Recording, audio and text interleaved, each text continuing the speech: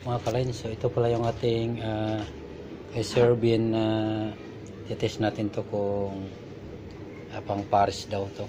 So ito yung ginawa kong mga yung burner niya design sa pang Paris. Yan.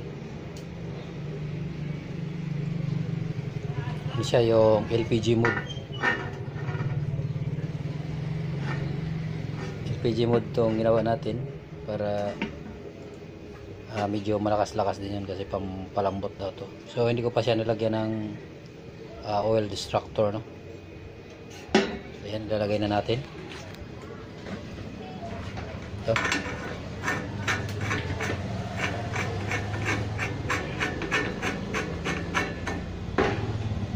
So ito pala yung iba, so same na lang yung ginawa ko lahat, pati yung sa kanyang naka LPG mode.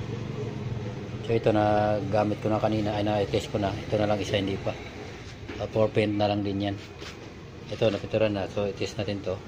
So simple lang ginawa ko dito mga kalains. Yung binalik ko yung original na na talagang sa use oil. Kasi madali itong gamitin. Dahil yung kasi yung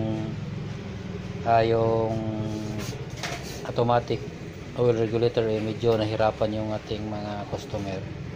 Kasi tayong mga nagkakalan madali lang para sa atin, problema yung sa mga customer. Kaya ginawa ko ng simple, tapos nilayo ko na rin itong ating blower para hindi siya masyadong mainitan kung talagang pandiinan na yung gagamitin ng customer, you know. Ipapartis ay preheat muna natin. So nagtanong pala kung alin yung mas mabaho, use oil or use cooking oil. So ang medyo may amoy po yung use engine oil o use motor oil. O ang tanong niya, use oil car oil, use oil car ba yun? Sana po nakasagot natin yung katanungan niya. So titingnan natin yung pagka LPG mode niya.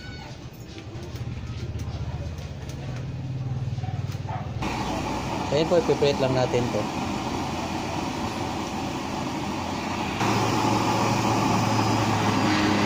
Po medyo wait pa lang pressurize na siya.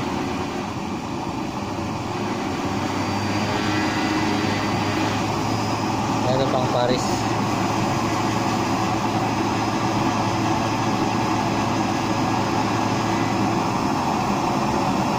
May kita na yung pagka LPG mode dyan.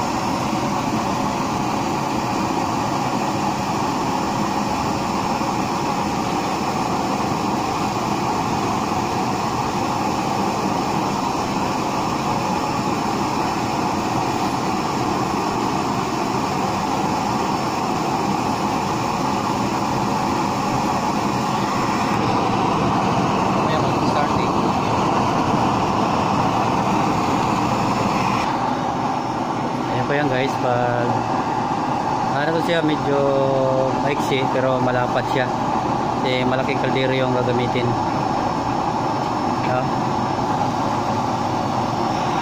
So gagamitin natin siya yung normal lang po yan. So maya tayo natin na uminit ng gusto para makita nyo kaya man niya sakupin yung lahat ng puwet na yan. Kita nyo na gumagana yung kanyang LPG.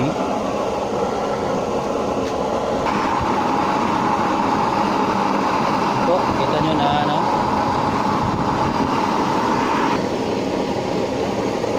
diba, kita nyo na talagang inabot na yung puwitan niya. Na puno na yan.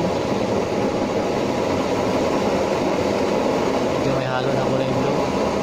So saglit lang pinakulo niya to. Ito lang takip.